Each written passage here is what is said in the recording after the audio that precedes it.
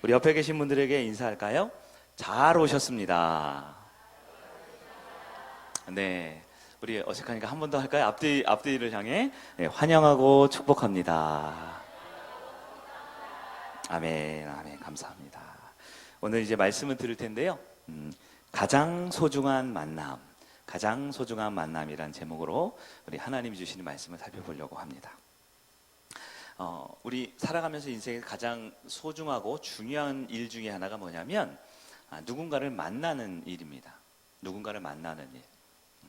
근데 내가 누군가를 만나고 싶어서 만나는 게 아니고요. 우리 인간은 어쩌다 보니까 지금 옆에 있는 분들을 만났고 또 어떻게 살다 보니까 누군가와 함께 살기도 하고 누군가와 함께 일하기도 하고 내 생각대로 내 계획대로 잘 되지 않는 게 인생의 만남 중에 하나입니다. 여러분 지금 목장별로 이렇게 앉는 분들이 많은데 목장을 한번 보세요. 목원들 한번 보세요. 잘 만난 것 같아요? 옆에 계신 분들? 네. 내가 왜 여기 와 있을까? 내가 이분을 왜 만났을까 하는 분 혹시 계신가요? 오늘 초청한 분들 또 초청된 분들도 많이 계신데 과연 나는 어떤 만남을 이어가고 있는지 한번 생각해 볼 필요가 있어요. 저한테 아들이 한 명 있는데 아들이 어떻게 하다 보니까 이제 노래를 부르는 일을 좀 하게 돼요. 그래서 이번에 10월 초에 광고를 해야 되나? 10월 초에 TV 프로그램 중에 이렇게 노래 경연하는 프로그램 있죠? 네, 그거 10월 초에 방영하는 거 하나 하게 됐는데 컨셉이 80년대, 90년대 노래들을 이렇게 다시 불러보는 그런 경연 프로그램인 것 같아요. 그래서 아들이 이제 노래를 불러야 하니까 이제 물어봐요. 부모님이 좋아하는 노래는 뭡니까? 이렇게 방송 PD하고 작가가 물어보는데 제가 80년대, 90년대 딱 제가 학창 시절 한참 가요나 이런 거 들을 때인데 제가 그때 신학교 간다고 별로 노래를 많이는 안 들었던 것 같아요. 그래서 무슨 노래가 있나 싶어서 제가 잘 모르는데 보니까 제 아들이 불렀던 노래가 유재하의 노래를 불렀더라고요. 아세요? 유재하 노래? 저는 잘 모르고 이게 1라운드 경연을 했는데 제가 모르는 노래로 했더라고요. 2라운드 때 보니까 해바라기 아세요? 해바라기? 저는 원래 CCM 공연하는 분들인 줄 알았어요. 원래 그분들이 대중음악을 했던 분들이더라고요. 이번엔 3라운드에 나가는 3라운드 때는 이승철이라는 가수 노래를 딱 뽑았대요. 근데 누군지 모르고 뽑았대요. 어떤 아저씨 곡을 뽑았대요. 제가 보니까 저도 이승철 씨 다 아시죠? 이승철 씨가 누군지는 아는데 제가 이승철이라는 분이 노래 부르는 걸 본 적은 없는 것 같더라고요. 네, 세대가 제가 좀 그런 것 같아요. 제가 무슨 노래를 80년대, 90년대 좋아하나 봤더니 저희 아버지가 항상 집에서 부르던 노래가 있었어요. 뭐냐면 노사연 씨의 만남이란 노래입니다. 네, 우리 만남은 우연이 아니야. 저희 아버지가 항상 부르셨던 것 같아요. 그래서 저도 직접 TV로는 많이는 안 봤지만 하여튼 그 노래를 많이 듣고 자랐던 것 같아요. 그럼 제가 제일 좋아했던 노래는 뭐냐 봤더니 저는 어렸을 때 김건모 씨를 좋아했습니다. 김건모. 그래서 김건모 씨의 대표작 곡이 뭐예요? 우리 박현나 집사님이 뭔가 의심장한 잘못된 만남이라는 노래가 있어요. 네. 난 너를 믿었던 만큼 내 친구도 믿었게 뭐 이런 노래 있죠. 이 노래가 두 노래의 특징이 뭐냐면 하나는 좋은 만남에 대한 이야기고 하나는 잘못된 만남에 대한 이야기예요. 여러분은 좋은 만남으로 살고 있습니까? 잘못된 만남으로 살고 있습니까?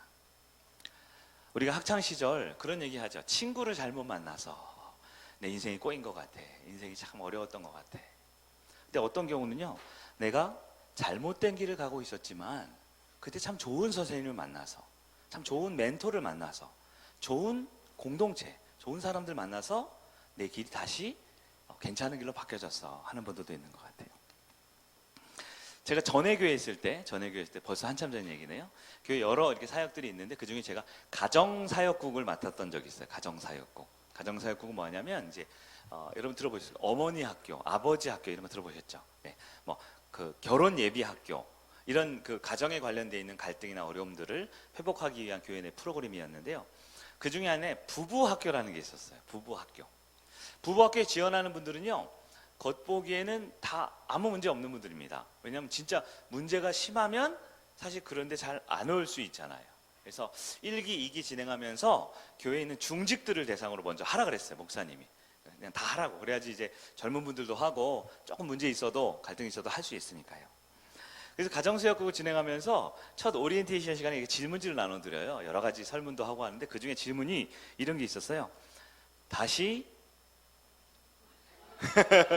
뭔 얘기인지 알 것 같죠? 네. 다시 태어나도 지금 배우자와 또 결혼하겠습니까? 이걸 물어보는 거예요. 여러 가지 대답이 나왔습니다. 제가 오래전 일이니까 기억을 다 못하는데 제 뇌리에 잊혀지지 않는 대답이 하나 있어요. 아마 이게 제가 글씨체를 보면 누구인지 알 것 같은 분이었는데, 다시 태어나도 지금 배우자와 다시 결혼하겠습니까? 했는데 거기에 이제 네 아니요 하고 그 이유를 이렇게 막 쓰는 거예요. 재미있게 쓰는 건데 그 종이에 딱 한 문장이 쓰였었어요. 한 문장. 뭐라고 쓰냐면 딱 세 그 단어로 쓰는데요. 뭐라고 쓰냐면 내가 골이 비었냐 라고 쓴 분이 아직도 제 뇌리에 잊혀지지 않습니다. 아마 그분은 겉보기에는 멀쩡했지만 아마 속으로는 그 결혼한 걸 후회하고 있거나 불행하다고 생각했던 것 같아요. 근데 아마 그 부부가 왔으니까 한 사람이 불행하고 한 사람이 후회하면 상대방도 그렇게 생각하지 않을까 이런 생각이 들더라고요. 성경은 기본적으로 무슨 이야기냐 보면 하나님과 우리 사람들이 만나는 이야기를 다루고 있습니다.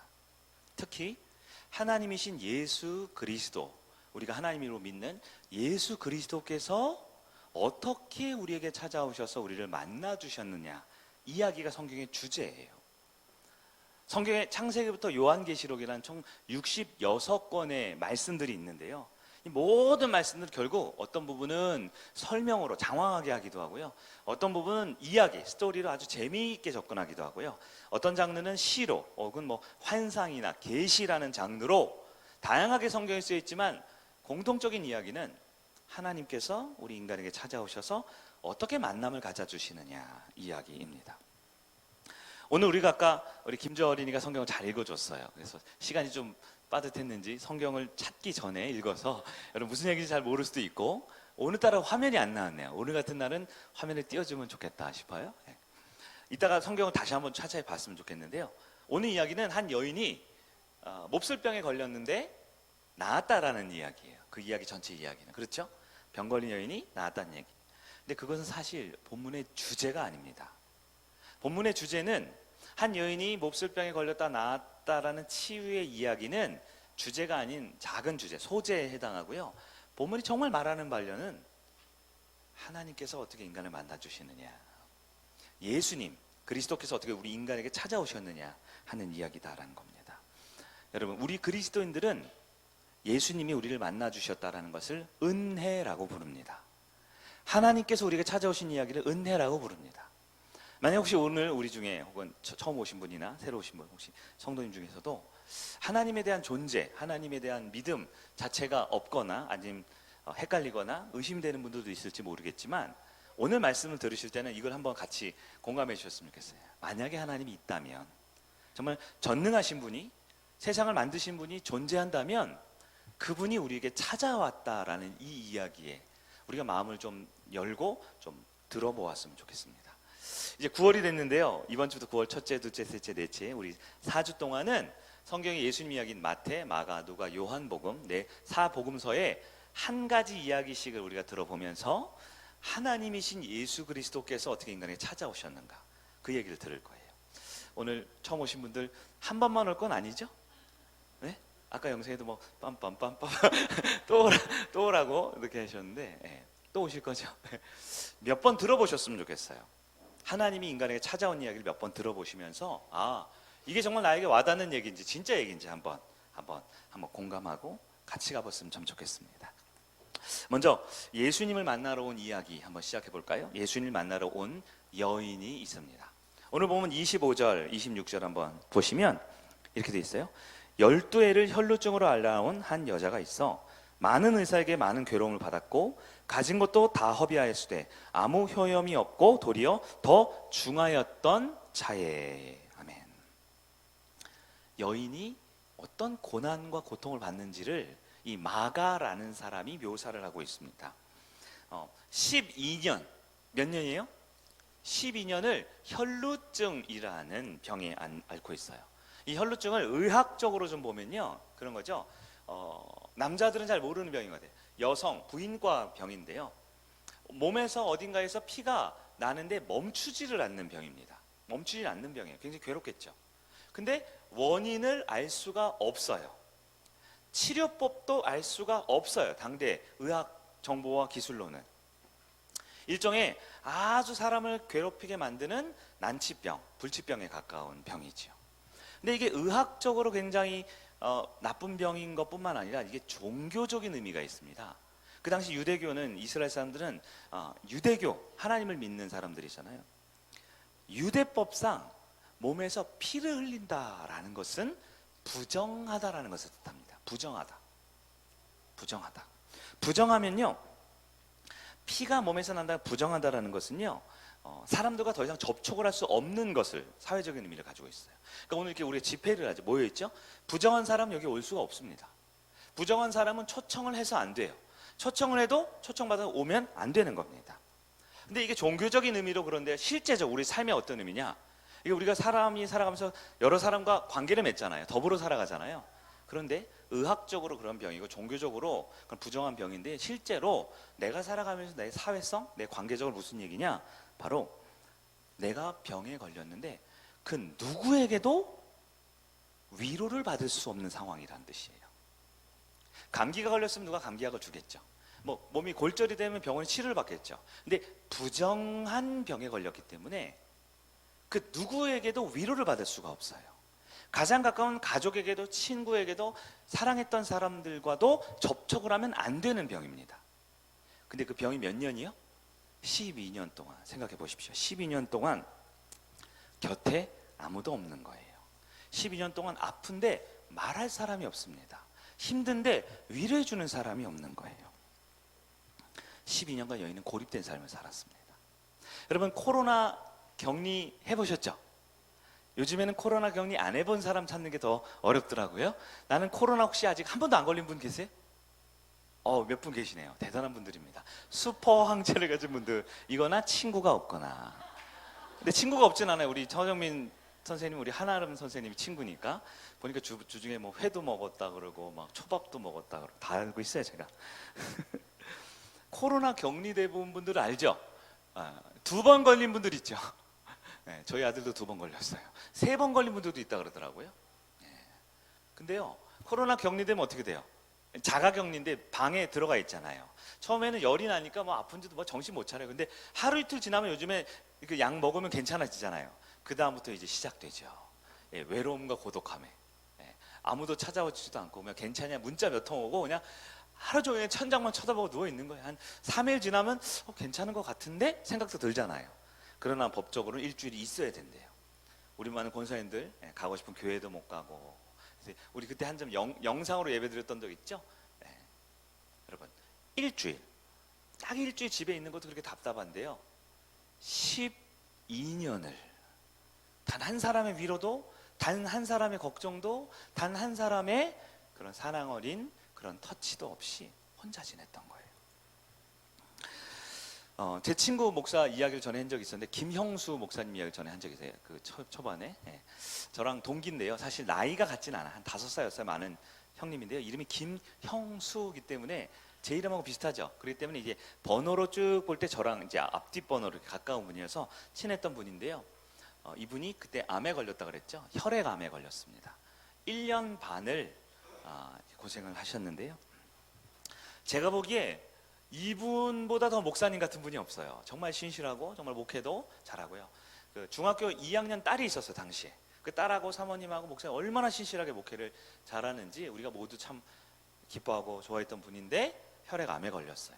멀쩡한, 어제까지는 설교 연습하고 스쿨 다니고 했는데 갑자기 혈액암이라는 거예요.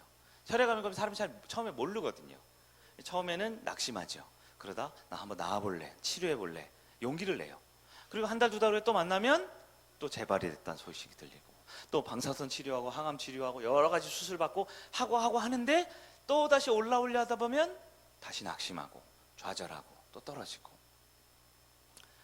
그래서 천국 가기 전에 한 달 전에 제가 마지막으로 뵐 때는 진짜 얼굴이 이렇게 해석해졌는데, 그때는 이제 치료를 이제 더 이상 하지 않고 정선, 그다음에 이제 강원 영월 이쪽에 공기 좋은 데 다니면서 이제 가족과 함께 좋은 시간, 마지막 시간을 보내셨던 것 같아요. 근데 만날 때마다 저를 오히려 위로하고 저에게 오히려 말씀을 전해주고 했던 분인데, 또 몸이 힘들어지면 낙심하고 좌절하고. 아마 그 여인에게 가장 큰 고통은 의학적으로도 종교적으로 사회적으로도 있지만 우리가 알지 못한 그 여인의 마음에는 더 이상 희망이 없다. 희망이 없다. 26절 마지막에 보니까요, 아무 효험이 없고 더 중하였다 이렇게 말을 합니다. 가진 재산을 다 쓰고 의사의 병이란 약이란 약은 다 쓰고 했는데도 효과가 없는 거죠. 여러분, 우리가 여기서 잠깐 지금 성경에서 왜 이런 이야기를 할까요? 왜 이렇게 어려운 이야기, 불편한 이야기를 할까요? 성경은 절망에 빠진 여인, 희망이 없는 여인의, 나락에 빠진 여인의 이야기를 하면서 우리에게 무언가 공감할 수 있는 얘기, 우리에게 뭔가 같이 생각해 볼 만한 이야기를 우리에게 던져주고 있는 겁니다. 원래 성경은 그런 거예요. 하나님이 우리 인간을 만나줬다라는 얘기를 그랬잖아요. 하나님이 어떻게 우리 인간에게 성경 이야기를 통해서 바로 나의 이야기, 우리 목장 식구들의 이야기, 우리 교회 식구들의 이야기를 보여주고 있는가를 우리는 들을 수 있어야 되는 거예요. 여러분, 좋은 영화나 좋은 드라마를 보면 어때요? 나도 모르게 쏙 공감이 되죠. 빠져들죠. 네. 저도 최근에는 뭐 많이는 모르는데 제가 좋아했던 드라마가 있어요. 우리 청년들하고 나올 때 미생이라는 드라마 제가 많이 보라 그랬죠. 청년들 꼭 보라 그랬어요. 우리 청년들은 막 보고 와서 리포트 써가지고 저한테 검사 맡고 막 그랬었는데, 미생이라는 영화, 또 그 같은 감독이 만들었던 나의 아저씨 이런 영화 보셨어요? 네. 저는 그런 드라마들을 딱 보면 와 진짜 공감이 돼요. 미생 보면 거기 보면 이제 이성민 배우 있죠. 이성민 배우 아세요? 네. 그 젊은 사람들은 그 잘생긴 그 아이돌 누구죠? 그 장그래 옛날 드라마 잘 모르시는데 장그래 이런 사람들에게 공감하겠지만 저는 그 이성민 배우 있죠. 오차장인가요? 그 한 가장으로서 그 정말 처절하게 공감이 돼요. 여러분 공감 안 되셔요? 저는 굉장히 많이 울었어요. 그거 보면서. 나의 아저씨 이런 거 보면요, 그 이선균 배우 있죠. 이성균 배우. 보면 가족을 지키고 회사를 지키고 후배를 지키고 하기 위해서 막 네, 그만하겠습니다. 별로 이렇게 공감이 안 되는 것 같아요. 여러분 한번 물어보세요. 여러분 인생에 꽃길만 걸으셨나요? 정말 나는 이렇게 행복해요. 난 아무 문제 없어요. 난 정말 잘 살고 있어요. 그렇게 하고 계셔요? 그리스도인이지만, 우리가 예수를 믿는 성도이지만 여전히 우리는 남들에게 말하지 못하는 갈등과 고민과 고통과 해결되지 않는, 그래서 어쩌면 포기해버렸을지 모르는 그런 문제들을 갖고 있지 않습니까? 그런 여인에게, 오늘 본문에 나타난 여인에게 변화가 찾아옵니다. 27절인데요 27절 같이 한번 볼까요? 27절 앞에 화면을 또 보셔도 좋습니다. 시작. 예수의 소문을 듣고 무리 가운데 끼어 뒤로 와서 그의 옷에 손을 대니. 그 여인에게, 인생의 낙심에 절망에 빠진 여인에게 변화의 소식이 들려옵니다. 뭐냐면 바로 예수님이라는 분의 소문을 들은 거예요. 우리가 마가복음 5장을 보고 있는데 마가복음 1장부터 나온 스토리는 예수님의 기적 이야기입니다. 수많은 사람 병을 고쳐준 이야기들이 계속 나와요. 그 당시에는 뭐 휴대폰이나 인터넷이 없었으니까요, 소문으로 들었을 거예요. 소문으로 이 사람 저 사람 얘기를 들었을 거예요. 아마 오늘 초청해서 오신 분들도 인터넷 보고 오신 분은 없을 것 같아요. SNS 보고 온 게 아니고 거기 무슨 맛집이라더라, 오늘 거기 가니까 무슨 뭐 좋은 소식이 있다가 아니라 옆에 계신 초청자, 우리 친구나 이웃에게 얘기를 들어서 왔을 거예요. 오늘 보면 여인도 그렇습니다. 직접 예수라는 사람 본 적도 없고 모르지만 들어서 온 거예요. 예수라는 사람이 병을 고친다더라, 예수라는 사람 만나면 인생이 바뀐다더라 얘기를 들은 거예요. 이 여인도 왔습니다. 그래서 27절 후반부 보니까요, 몰래 와서 어떻게 뒤에 손을 딱 댔다라는 거예요. 왜 됐을까요? 12년간 가졌던 고통을 끝내고 싶었어요. 12년 동안 사회적으로, 종교적으로, 감정적으로, 내면적으로 가졌던 그 고통을 끝내고 싶어서 손을 딱 댔던 거예요. 여러분, 복음이라는 거, 우리 기독교의 본질이 복음인데요. 복음이 뭡니까? 복음은 좋은 소식이라는 뜻인데요, 복된 소식이라는 뜻인데요, 절망에 빠진 나에게 새로운 희망을 주었다라는 소식입니다. 복음이란 건 내가 뭔가를 하고 뭔가를 노력하고 뭔가를 애써서 얻는 게 아니에요. 그냥 들려오는 소식입니다. 그랬다더라. 나는 상태가 좋지 않은데 거기 가니까, 그쪽에 가니까, 그 사람을 만나니까, 그 이야기를 들으니까 나아진다더라, 회복된다더라, 새로운 삶을 살게 된다더라 라는 소식을 듣게 되는 것이 복음이에요. 여인은 몰래 만졌습니다. 왜 몰래 만졌어요? 떳떳하지 못하거든요. 왜냐하면 그 당시 유대법으로는 부정했다 그랬잖아요. 아마 많은 사람이 모여있는 곳에 내가 왔다는 것이 들키면 그 자리에서 매장될지 모릅니다. 돌에 맞았다 그랬어요. 성경에 보면. 어떻게 될지 몰라요. 그래서 몰래 와요. 근데 내가 돌에 맞을 것 같으면, 부정하다는 소리 들으면 여러분 자존심 상해서 그 자리에 갈 것 같아요? 안 갈 것 같아요? 안 가요. 사람들은. 누가 나를 싫어하는 거 뻔히 알면, 나를 왕따시키는 거 뻔히 알면 가요? 안 가요? 근데 여인이 갔단 말이에요. 왜 갔을까요? 여인은 너무너무 낫기를 원했거든요. 낫기를 원했거든요. 여기서 우리가 복음에 대한 우리 그리스도인들의 태도가 어떤지 볼 수 있습니다. 여러분, 28절에 그 여인의 마음을 해석하고 있는데요. 이는 내가 그의 옷에 손만 대어도 구원받으리라 생각을 했다라는 거예요. 생각을. 이 여인은 성경을 잘 알지 못합니다. 이 여인은 예배를 잘 드리는 그리스도인이 아니에요. 이 여인은 행실이 바르거나 이 여인은 뭔가 사회적으로 큰 성과를 냈던 사람이 아닙니다. 이 여인은 어떤 사람이에요? 그저 살고 싶은 사람이에요. 도움이 필요한 사람이에요.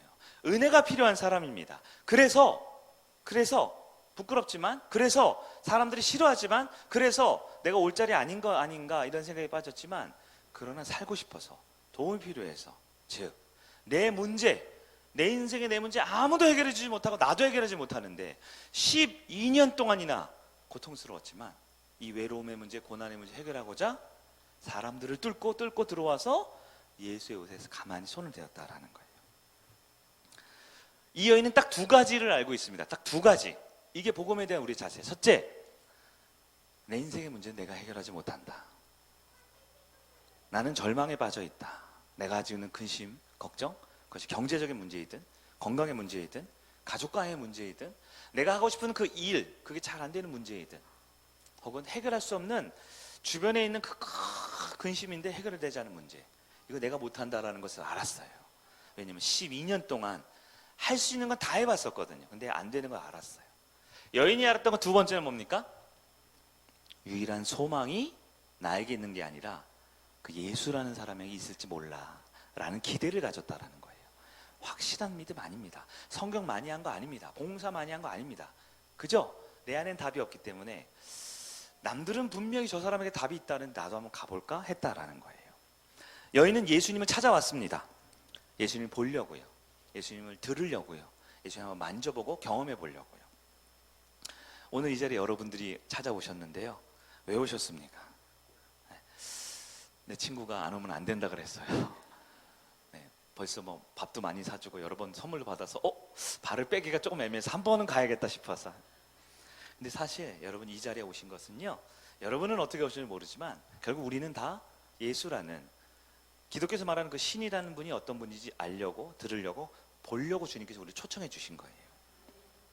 29절 보니까 이에 그의 혈루 근원이 곧 마르매, 병이 나온 줄 몸에서 깨달으니라. 혈루의 근원이 곧 마르매. 곧이라고 한 글자로 되어 있어요. 곧. 영어로는 immediately, 즉각적으로. 저는 이 곧이라는 말이 너무 쑥 지나가가지고 모르겠는데요, 여러분 예수의 몸에 손을 딱 대자마자 병이 나았대요. 믿는 사람도 있고 안 믿는 사람도 있겠지만, 혹은 내가 확신하거나 확신 안 할 수 있지만, 여러분 기왕 이 자리에 온 거, 우리가 믿고 있는 저기 있는 우리 어린아이부터 이 목사까지 모든 사람, 우리는 하나님을 믿거든요. 그분이 진짜 있다고 믿거든요. 이왕 한번 왔으니까 그분이 있다라고 한번 생각하고 말씀 들어보자고요. 만약 신이 있다면 그분에게 손만 대었더니 몸의 병이 진짜로 즉각적으로 한순간에 낫다라는 거예요. 여인의 입장을 한번 생각해 보세요. 즉각적으로 몸의 병이 싹 난 걸 느꼈다라는 거예요. 여러분 그런 적 있으세요? 내가 굉장히 큰 아픈 병에 걸렸는데 너무너무 몸이 괴로웠는데 한순간에 아이고야 하고 개운해진 적 있으세요?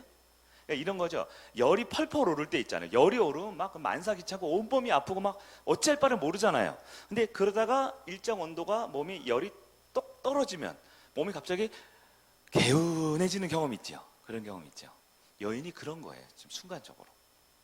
저는 개인적인 얘기 죄송한, 저는 이 장이 조금 좋지 않아요. 그래서 위는 튼튼합니다. 먹는 건 다 잘 먹는데 이제 보내는 게 좀 잘 안 될 때가 있어요. 장이 좀 좋지 않아요. 그래서 어제도 갑자기 저녁에 햄버거 먹었잖아요. 그거 먹고 바로 이제 장이 안 좋아서 저녁 내내 좀 고생을 했는데, 저는 장이 좋지 않기 때문에 장염에 정기적으로 걸려요. 한 달에 한 번, 두 달에 한 번은 꼭 장염에 걸려요. 뭘 먹으면 왜 그런지 모르겠는데 배가 너무 극심히 아파요. 장염 걸려보신 적 있죠? 보통 뭐 평생 한두 번 걸리는 분들도 있는데 저는 굉장히 자주 걸리거든요. 장염에 걸리면요, 이게 순간 이게 너무너무 고통스러워서 이게 그냥 존재하고 싶지 않을 때가 있어요. 그럴 때 아세요? 너무 배가 아프면요, 이게 뭐 차라리 어디 부러지거나 피가 났으면 좋겠어요. 너무 순간 배가 아프면요, 그냥 내가 순간 없어졌으면 좋겠다 생각이 들어요. 너무 죄송해요. 목사가 믿음이 없어가지고 너무 고통스럽거든요. 요즘에는 방법이 좀 있어요. 민간요법. 우리 최원규 성도님하고 우리 박미 성도님 북경에서 좋은 차를 많이 갖다 주셔가지고 차 드시고 싶으면 목양실에 오세요. 네. 종류별로 제가 차를 마시는데 그 차를 한 서너 잔 마시면 그 장이 좀 많이 좋아지더라고요. 근데 장염에 걸려서 너무 극심히 고통스러운데 그것이 너무 순간적으로 이렇게 안 아플 때가 있어요. 그러면 숨이 쉬어지면서 살았다 이런 생각이 들 때가 있거든요. 무려 12년이에요. 12년. 12년 동안 의사에게 모든 좋은 약은 다 써보고 모든 걸 다 해보고 재산을 다 날렸는데도 안 될 정도로 극심한 이 불치병에 걸려 있다가 즉각적으로 그 병이 싹 나은 거예요. 얼마나 개운했을까요? 얼마나 후련했을까요? 여러분, 우리가 가지고 있는 그 고통과 문제와 근심과 염려, 성경은 분명히 말합니다. 세상을 만드신, 세상을 창조한 인간의 주인 되시는 그분을 만나면 해결될 수 있다라고 성경은 말합니다. 적어도 이 자리에 확실하게 저는 그 사실을 믿는 사람이에요. 그리고 모르긴 몰라도 이 자리에 대부분의 사람들 그 사실을 믿어요. 많은 분들이 오늘 이 자리에 왔습니다. 새로 오신 분들도 한 대여섯 분 계시죠? 내가 이 자리에 왜 왔는가? 난 누군가? 또 여긴 어딘가? 우리 하나람 선생님 두 번째 오셔서 내가 왜 두 번이나 왔지? 근데 사람들이 왜 여기 온 줄 아세요? 제가 지금 전한 이 이야기, 드라마 같은 이야기, 소설 같은 이야기를 진짜로 믿기 때문에 그래요. 내가 가진 근심의 문제, 고통의 문제가 하나님께는 해결될 수 있다고 믿기 때문에 온 거예요.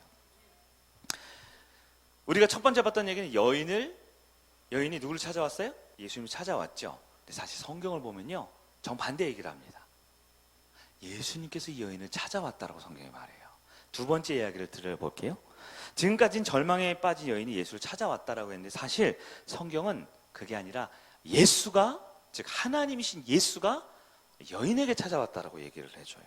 30절을 볼까요? 30절 우리 같이 한번 봅니다. 시작.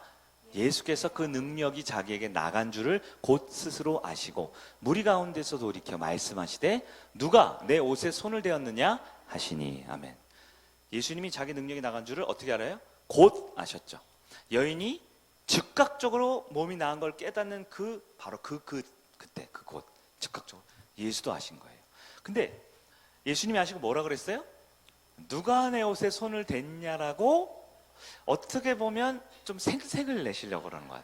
가던 길 바쁜데 멈추더니 돌아서서 누구야? 라고 말한 거죠. 두 가지 의미가 있어요. 첫 번째는 예수님에게 부정한 여인이 손을 댔습니다. 첫 번째 의미는 뭘까요? 예수가 부정해 줬어요. 이게 아주 중요합니다. 근데 이건 좀 이따가 다룰게요. 여러분, 이 부정한 여인이 예수님 몸에 손을 댔어요. 그럼 어떻게 돼요?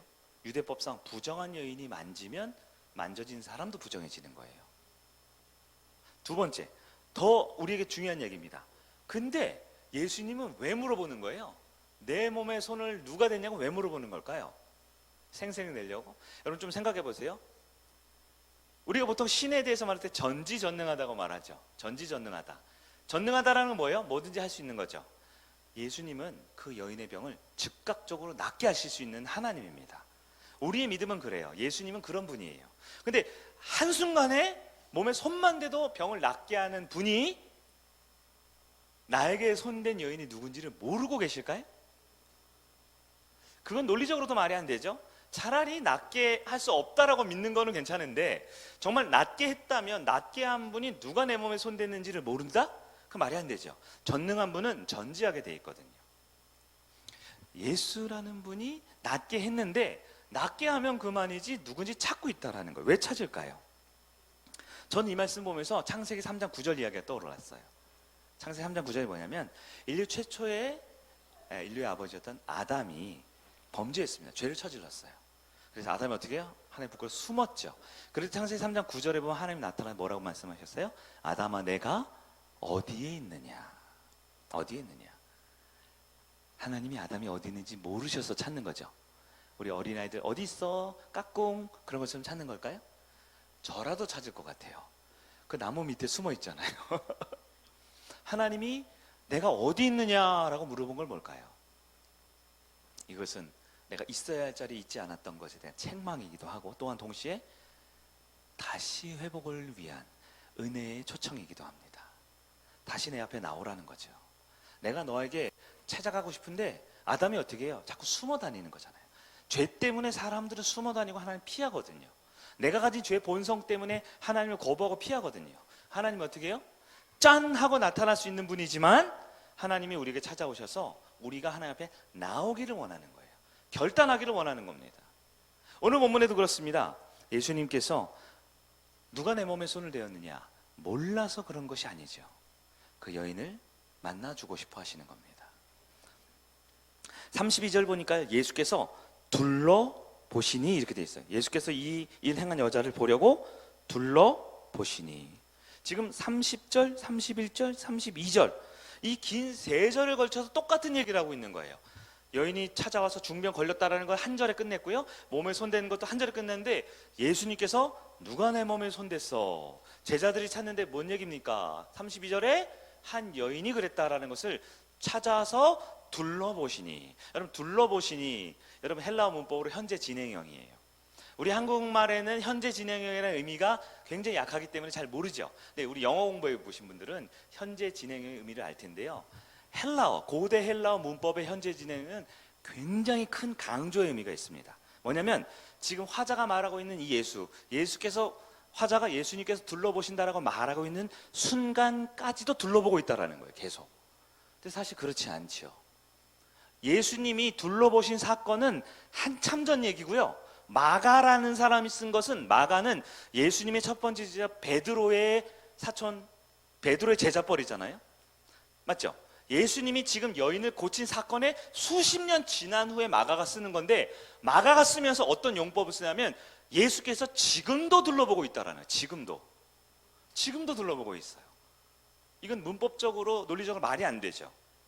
그래서 문학가들은 이거는 지금 틀린 문법이라고 말해야 되는 거예요. 예수께서 왜 둘러보고 있는 게 현재 진행형으로 쓰고 있을까요? 과거에 완료됐거나 어떠한 끝난 사건이 아니라 진행형으로 표현하고 있습니다. 왜요? 이게 바로 자신을 찾는 백성들을 찾는 하나님 아버지의 모습을 보여주고 있는 겁니다.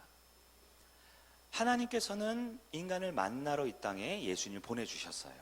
그 성경의 이야기는 우리 기독교가 믿고 있는 창세기부터 계시록 성경의 모든 이야기는 하나님이 인간을 만나줬다는 얘기라고 그랬습니다. 마가는 그 부분을 포인트로 잡고 이 오늘 성경을 기록하고 있습니다. 예수님께서 지금도 찾고 있는 걸요.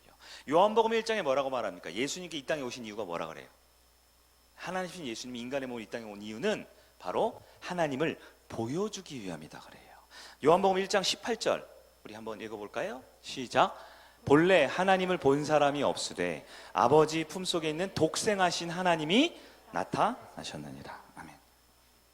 예수님은 살아계신 하나님, 눈에 보이지 않는 하나님을 보여주기 위해 성육신의 몸으로 이 땅에 와서 마태, 마가, 누가, 요한복음에 그분의 삶을 보여주고 있다는 겁니다. 우리가 요한복음 4장 보면 우리 오늘 혈루병 걸린 여인이지만 요한복음 4장에 보면 사마리아 여인 나오죠. 우물가의 여인. 그 여인이 예수님을 딱 만났습니다. 처음에 엉뚱한 소리 하다가 예수님이 하나님이심을 보여줘요. 그랬더니 여인이 깜짝 놀라서 물어보죠. 예수님, 많은 유대인들은 예배를 잘 드려야 된다고 그러는데 맞습니까? 그렇지, 예배를 드려야지. 그러면 예배를 드릴 때 이 산에서 드립니까? 저 산에서 드립니까? 유대인들은 이스라엘 사람들은 그 예루살렘에 있는 그 산에서 드려야 된다고. 우리는 그리심 산에서 드리는데 어떤 산이 맞습니까? 그랬더니 예수님이 뭐라 그래요? 예수님이 이 산도 중요하지 않고 저 산도 중요하지 않다. 진짜 하나님께 은혜를 구하며 찾는 자들, 하나님을 만나고 싶은 자들은 하나님이 미리 기다리고 있어. 하나님이 먼저 찾고 있다라고 말해요. 우리 요한복음 4장 23절이죠. 우리 잘 아는 구절인데요. 볼까요? 시작. 아버지께 참되게 예배하는 자들은 영과 진리로 예배할 때가 오나니 곧 이때라. 아버지께서는 자기에게 이렇게 예배하는 자들을 찾으시니라. 아멘. 하나님은 지금도 온 마음으로 찾고 계세요. 어떤 분들은 오늘 한번 교회 가볼까? 예배 한번 들어볼까? 힘든데 몇 달 만에, 몇 년 만에 한번 말씀을 한번 들어볼까? 기독교 예배 참여해볼까라고 내가 말씀을 듣고 내가 주님을 찾으러 온 것 같이 생각하지만 성경은 뭐라고 말하는 줄 아세요? 하나님께서 우리를 먼저 찾고 기다리고 우리에게 주님의 생명의 은혜를 주고자 하신다라고 성경은 말한다라는 겁니다. 오늘 9월 3일 목장 초청주일이어서 목장별로 우리 친구분들, 가족분들 많이 초청하셨던 것 같아요. 저도 많이 기다리고 기대했어요. 어제 잠을 잘 못 자야 되는데 저는 잠을 잘 잤어요. 저는 잠을 잘 잔 게 좋은 겁니다. 잠을 평소에 잘 못 자는데 푹 잤어요. 우리 하나님이 좋은 분들 보내주실까 기대를 가지고. 그러나 제가 기다리는 것보다, 우리 성도님 기다리는 것보다 성경에 따르면 우리 하나님께서 저 여러분을 기다리셨다라고 말하고 있습니다. 33절 보니까 여인이 두려워했어요. 그래서 떨고 있어요. 떨고 있었대요. 병이 나았는데 이제 부정해요, 안 부정해요? 병이 나았잖아요. 이제 피가 안 나잖아요. 근데 왜 떨까요? 아주 중요합니다. 전에는, 예수를 만나기 전에는 뭐가 중요하냐면 인생에 내가 제일 중요해요. 내 병 문제가 제일 중요하고, 내가 아픈 게 제일 중요하고, 내가 외로운 게 제일 중요해요. 그렇죠? 우리가 교회 올 때 많은 분들이 그래요. 내가 중요해요. 내가 힘드니까, 내가 어려우니까, 내가 고통스러우니까. 나의 문제를 꽉 차서 교회에 옵니다. 하나님 만나려고 와요. 그런데 하나님은 진짜 만나면, 예수 그리스도를 만나면 그 다음부터는 내 문제보다 나를 만나주신 그분을 알면 그분이 훨씬 더 중요합니다. 그분 앞에 어떻게 돼요? 꿇어 예배하게 되고 찬양하게 되는 거예요. 오늘 예배 처음 오실 때 여기 전사님하고 찬양팀이 열심히 찬양했죠. 무언극 이렇게 했죠. 아까 전사님이 뭐 2달이라 그랬다가 2주라 그랬다가 왔다 갔다 하시더라고요. 사실은 꽤 오래전부터 준비했다가 또 멈췄다가 한 2주 전부터 집중적으로 준비했는데요. 여기 다 귀한 분들이에요. 다 귀한 분들이에요. 어디서 이렇게 남들 앞에서 이렇게 연기하고 광대처럼 그렇게 하는 분들이 아니에요. 네, 다 귀하고 아름다운 분들이고 훌륭한 분들이에요. 근데 안 예쁜 까만 옷 입고 온 거예요. 오늘 예쁜 옷 입고 싶었는데 왜 그랬을까요? 예수를 만나서 그래요. 그리스도를 만나보니까 그분 앞에 엎드리게 되는 거고 경배하게 되는 거, 찬양하게 되는 거예요. 교회 처음 오면 성도들이 박수를 치죠.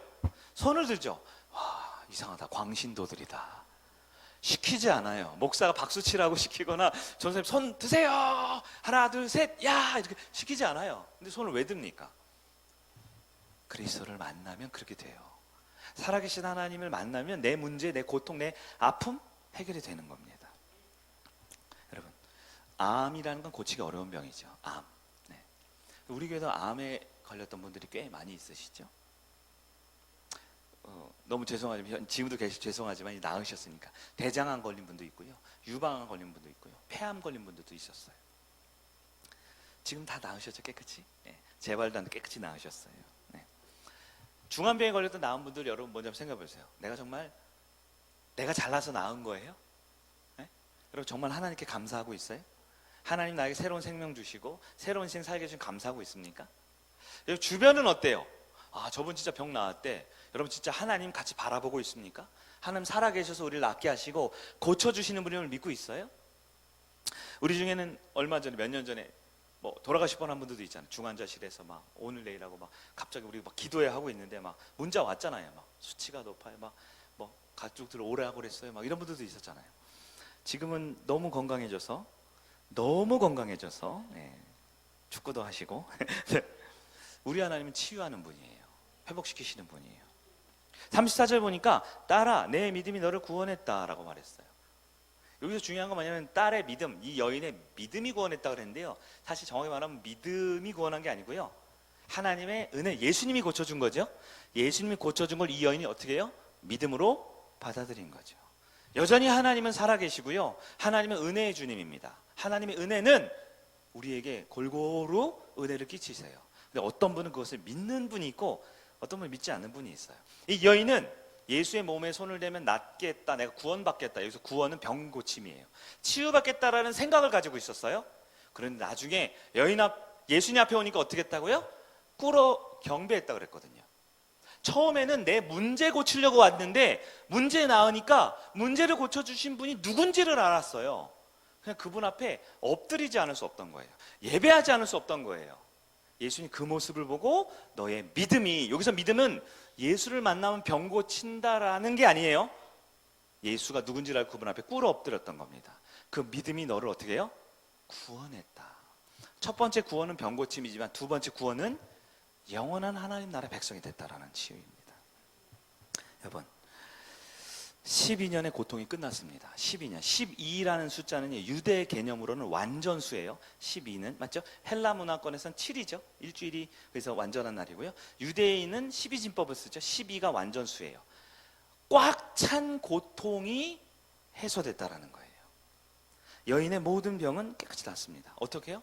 좋은 의사 만나서, 좋은 약 먹어서 아니에요. 그리스도를 만나서 해결이 됐습니다. 이야기는 여기서 딱 끝납니다. 오늘 이야기는. 그래서 제가 두 가지를 한번 우리의 마음속에 한번 적용해 봤으면 좋겠어요. 첫 번째는 예수님을 믿으면 정말 모든 병이 다 낫습니까? 네, 화면 나와야죠. 네. 어떤 병도 낫게 하실 수 있는 분이 하나님 맞습니까? 예수님은 병을 치료할 수 있는 분이 맞습니다. 네. 성경의 하나님은 전능한 분이세요. 근데 중요한 건요, 그분은 즉각적으로 낫게 할 수 있고요.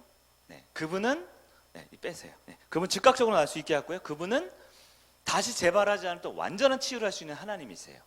우리 먼저 그걸 사실 믿어야 합니다.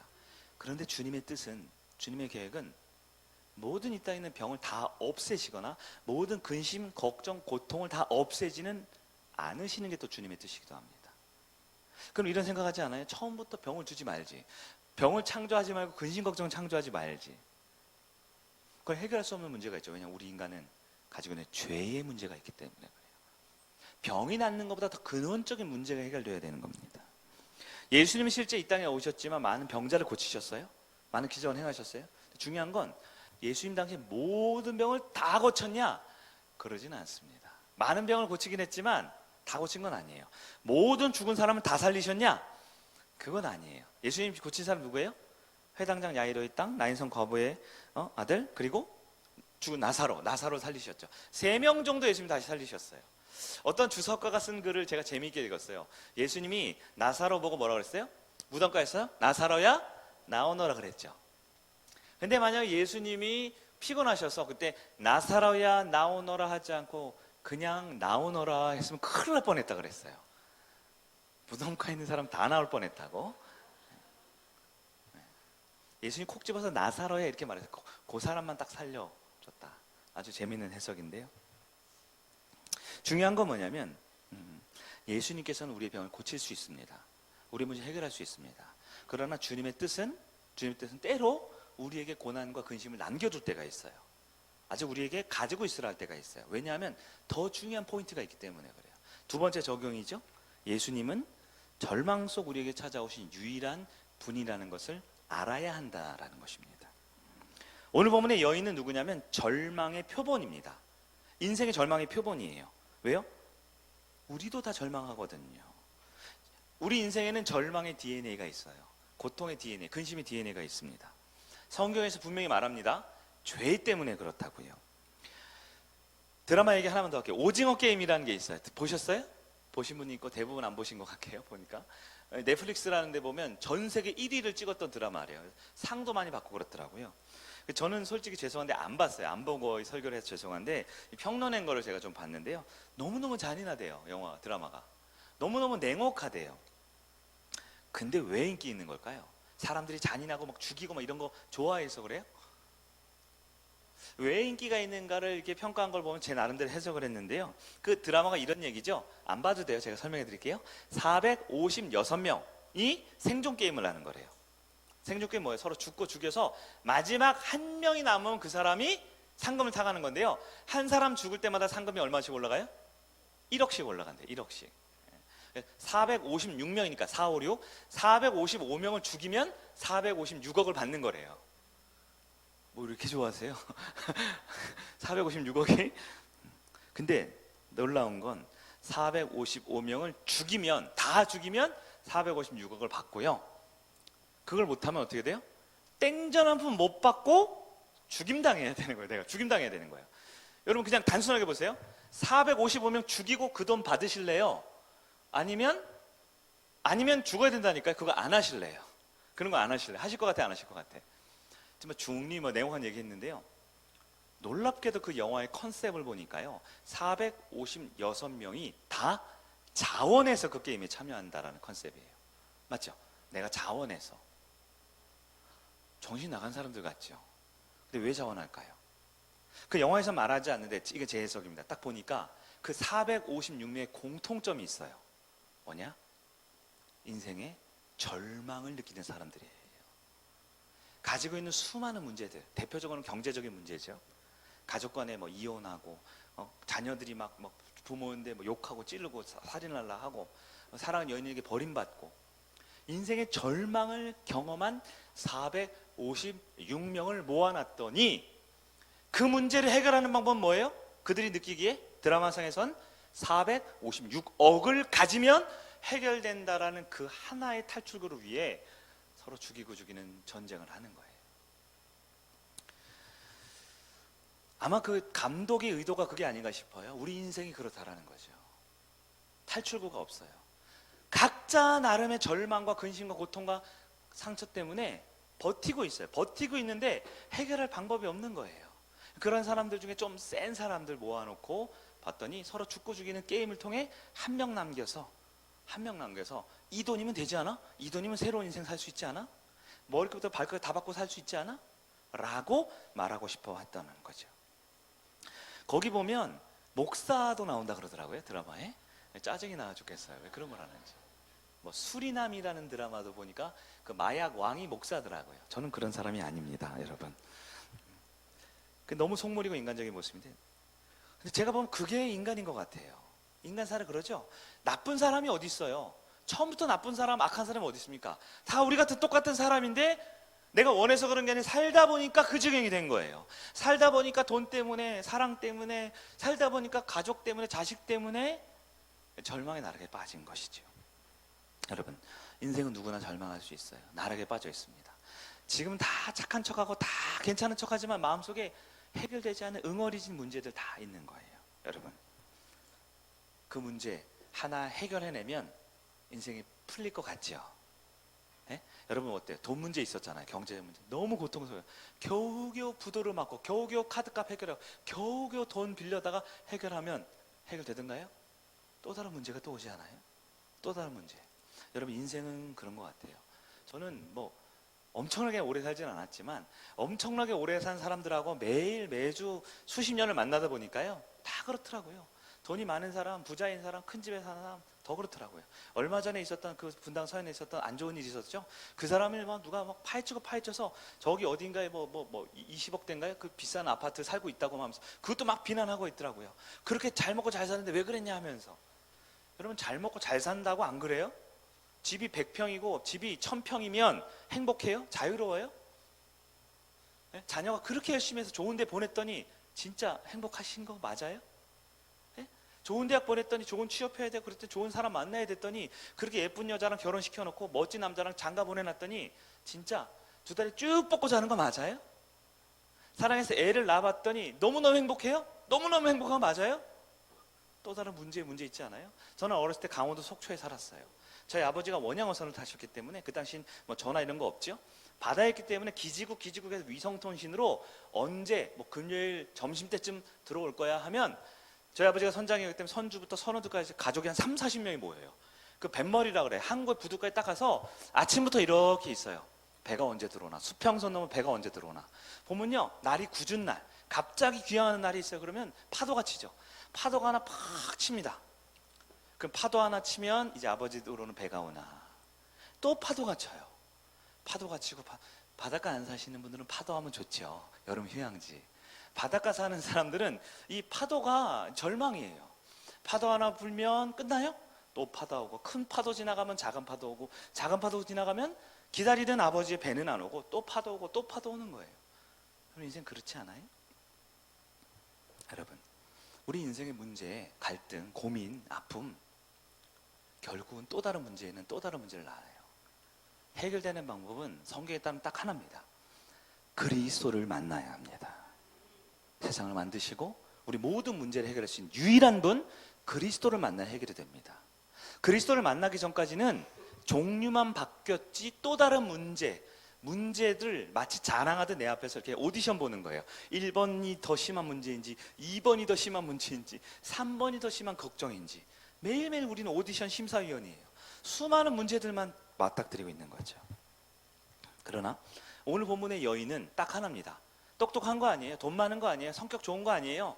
가족이 행복하고 집안이 빵빵한 거 아닙니다. 딱 하나, 내 인생은 절망이란 걸 알았고, 두 번째, 그리스도께 가면 답이 있지 않을까라는 생각으로 찾아왔다라는 거예요. 성경은 말하죠. 이 모든 것은 하나님이 우리를 불러주셨다라고요. 여러분, 그 예수님을 만나야 합니다. 기독교는 이렇게 무슨 이단이나 광신 집단이나 그런 게 아니에요. 가장 합리적이고 가장 정상적인 사람들의 모임이에요.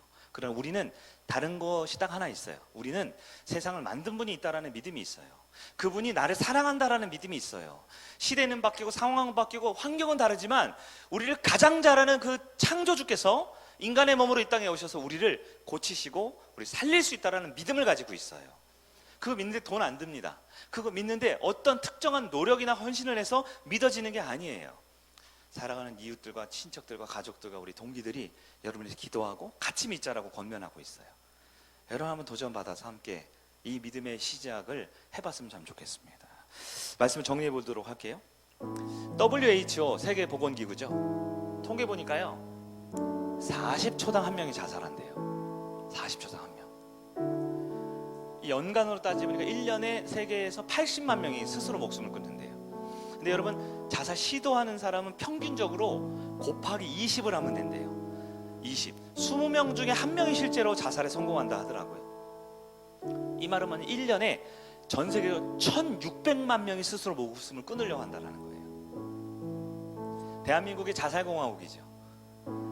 너무 죄송하지만 혹시 이 자리에 있는 분들 중에서도 한 번쯤은 더 이상 안 살고 싶다, 더 이상 이건 문제 해결이 안 된다, 돈이 없는 게 아닌데요, 사랑하는 이웃이 없는 게 아닌데요, 내가 가진 문제, 갈등 해결되지 않아서 그 여인처럼 아픈데 손 한 번 잡아주는 사람이 없어요. 너무너무 힘들어서 교회에 찾아왔는데 인상을 확 쓰고 고민하고 있는데 너 괜찮아라고 안아주는 사람 한 명이 없어요. 그냥 혼자밖에 없다라는 생각이죠. 그 여인에게 필요한 분은 예수 그리스도 한 분밖에 없습니다. 교회를 열심히 다녀도 성경을 많이 읽어도요 종교 활동을 많이 한다고 되는 게 아니에요. 살아계신 예수를 만나야 합니다. 그 여인이 예수님 몸에 손을 딱 댔잖아요. 이게 뭘 의미하는 줄 아세요? 예수님이 부정해졌다라는 거예요. 아까 우리 하다만 이야기 있죠? 예수가 부정해졌습니다. 예수 부정해졌나요? 신이니까 안 부정해져요? 아니요, 예수 부정해졌어요. 그 여인의 더러운 부정함이 예수에게 옮맞은 거예요. 유대법으로는 그 여인은 옮맞은 다음에 여인은 치료받아서 깨끗해졌죠? 예수는요 부정합니다. 그 예수가 한 게 뭔지 아세요? 그대로 십자가에서 죽은 겁니다. 예수가 죽었어요. 원래 누가 죽어야 돼요? 그 여인이 죽어야 돼요. 그 여인은 십자가에 안 죽어도 됩니다. 여인은 저주 안 받아도 됩니다. 여인은 인생 새로운 시작이 되었어요. 왜요? 여인이 받아야 될 저주와 고통과 죄의 문제가 예수께 전가되어 예수는 그 길로 십자가에 달려 죽었거든요. 그 예수는 우리에게도 동일한 은혜를 주십니다. 우리 인생의 죄와 허물과 문제 있어요. 갈등과 아픔의 문제 있어요. 그래서 예수님이 하라는 건 너희가 십자가에 달려 죽고 너희가 죄 책임지라고 하지 않습니다. 그분을 믿으라고 해요. 그분을 신뢰하라고 해요. 그러면 예수께서 우리 모든 죄의 짐을 지고 대신 십자가에 져 주심으로 우리에게 새로운 삶을 살게 해주신다고 약속해 주셨습니다.